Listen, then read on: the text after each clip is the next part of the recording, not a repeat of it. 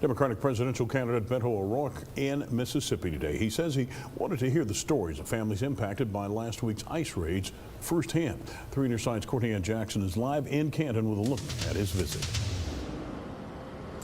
Now, Beto O'Rourke was clear about his political reasons for being here. He did not hide those, but one thing that his visit did not include was a stump speech about his immigration reform platform. Instead, his comments were focused solely on the families.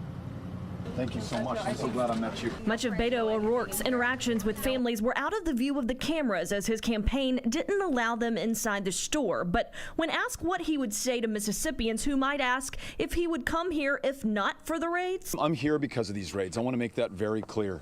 Wherever Donald Trump is terrorizing and terrifying communities, I'm going to be there. Wherever he's trying to keep people down, I'm going to do everything I can do to lift them up. I'm going to tell their stories. We learned that many of the families had both parents working at the plant on different shifts. One man tells us his wife is still detained and he's not sure what he and his children should do. He doesn't have any family here. It's just his wife and him.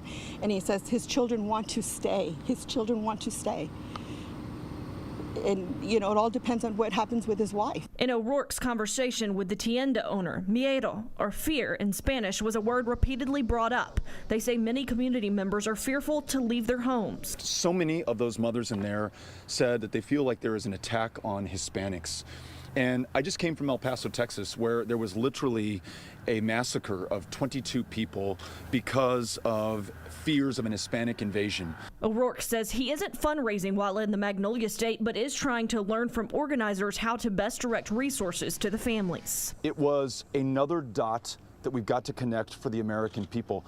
That massacre in El Paso did not happen in a vacuum. This raid did not happen in a vacuum. There is an attack on immigrants.